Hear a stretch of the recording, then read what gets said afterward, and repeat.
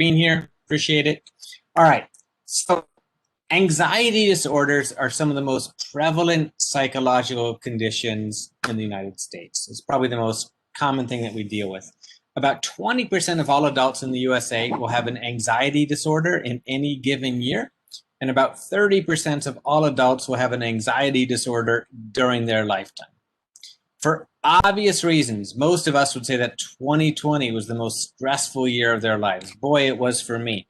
I was having horrible nightmares this spring. Enough about me, but I couldn't sleep. It was just terrible, the anxiety that I was feeling.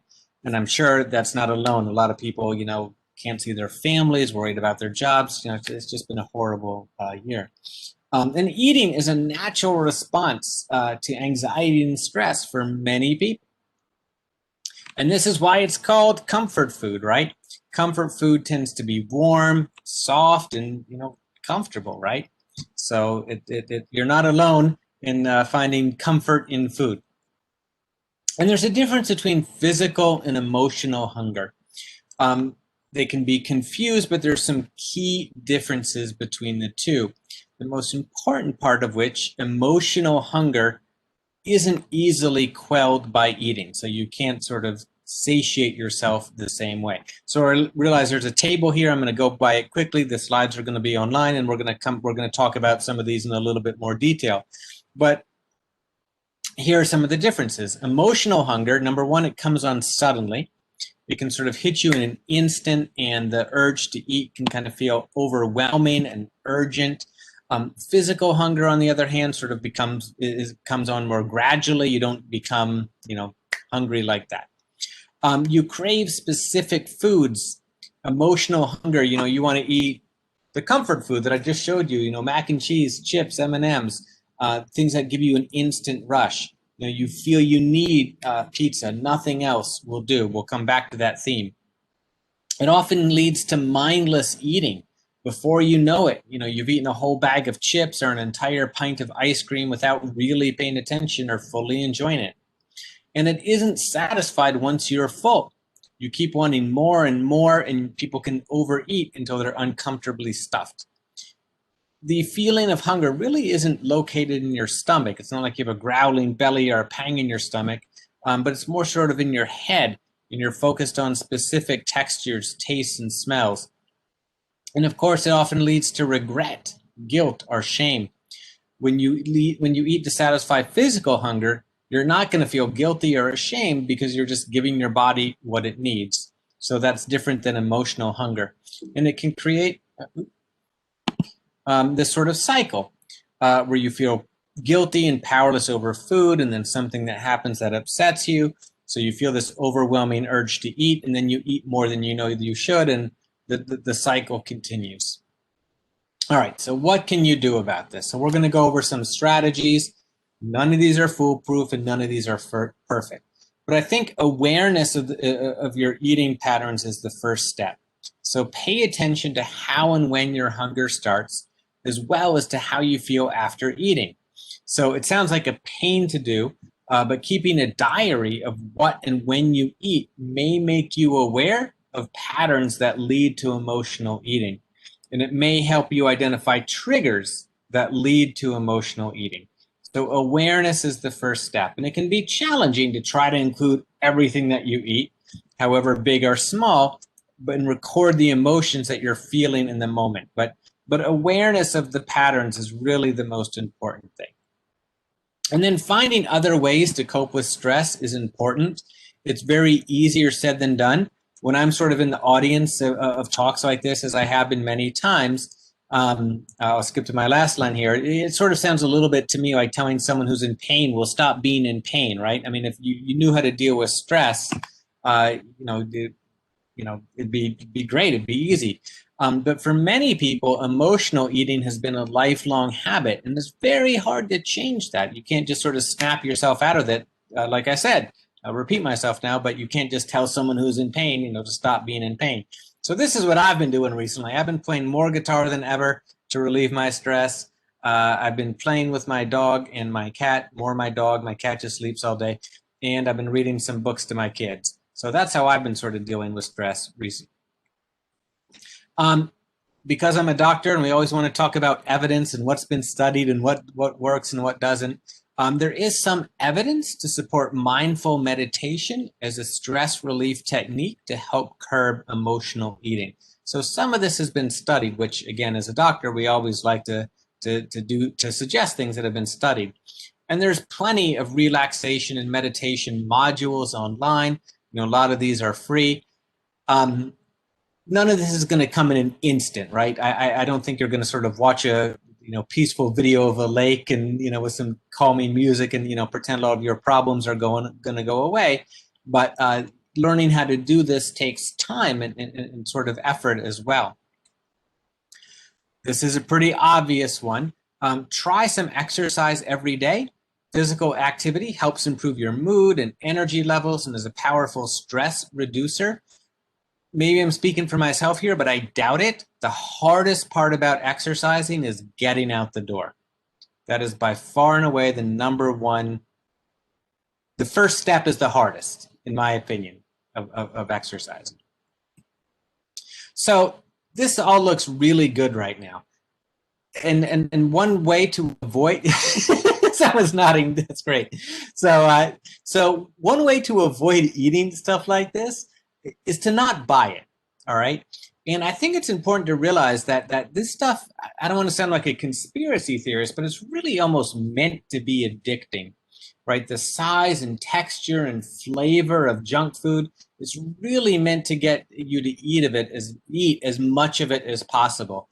Like the food companies have really kind of studied this, and they do focus groups, and they try to get it the exact right amount of salty, the exact right amount of sweet, the exact right amount of fishy to get you to eat as much as possible and to not be able to stop. All right, so here are some ways that we can avoid eating this. So first of all, make a grocery list before you go shopping and only buy what's on the list. All right, if you don't buy it, you can't eat it. And this is something that we all know. Don't shop when you're hungry or upset, okay? And if you do eat junk food, if you're at a party, when we can go to parties again, or at, some sort of gathering, doling out small portions may help. All right. This is an important thing. Eat consciously. Eat only at set times and set places. Okay. It's really easy to overeat if you're watching TV or if you're on the computer, just to sort of mindlessly put food in your mouth over and over again.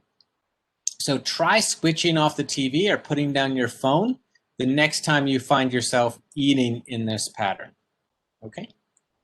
And then plan out your meals for the week, including snacks. Again, I know all this stuff is easier said than done, but if you really sort of try to stick to sort of a conscious plan like this, you'll be more aware of when you deviate from it. So emotional eating is often automatic and mindless. That's one of the main points that I'm trying to get across. And as I'm repeating myself a little bit, but in an instant, you may have eaten a large bowl of ice cream. So slow down. If you're about to eat, wait 5 minutes before eating, especially outside of a planned meal. And while you're waiting, check in with yourself. How are you feeling? What's going on emotionally? Are you upset? Did your kid just annoy you? Did your boyfriend just yell at you? This can help you establish more conscious eating habits. All right. So this is a cute thing that I came across while researching this talk, something called the broccoli test. This can do this test before you give into a craving. Ask yourself when you're feeling hungry, am I so hungry that I would eat broccoli right now? And if the answer is yes, you're likely physically hungry. And if the answer is no, you may be eating emotionally. If you say to yourself, another way to rephrase this is, if you're thinking to yourself, the only thing that's going to satisfy me right now is some of the junk food that I showed before, chips and ice cream, that's probably a sign that you're eating emotionally. So seek support. Isolation prolongs feeling of sadness. And for obvious reasons, we've all been more isolated than ever before. But changing habits is really hard to do alone. Even a quick phone call to a friend or family member can help your mood. You're probably not the only person trying to develop healthy eating habits, if you have a friend that is trying to do this with you, try to sort of team up and be partners with them for support. Maybe we should even sort of, look into doing that in a more formal way at Bellevue. And it can be really hard if you're the only one in your family who's trying to do this, right? Like if you're trying to sort of change your eating habits, but your sister, brother, husband, wife is like, no, I like Coke and I'm going to drink it all day. That's a problem, okay? But there are formal support groups that can help as well. And then set reasonable goals. Feelings of shame and guilt are really kind of the hallmarks of emotional eating. So let me just stress that wanting to eat junk food means you're normal and you're not a bad person if you enjoy chips and candy. Moira knows that my price for giving these talks, what is it? It's usually a chocolate chip cookie, right?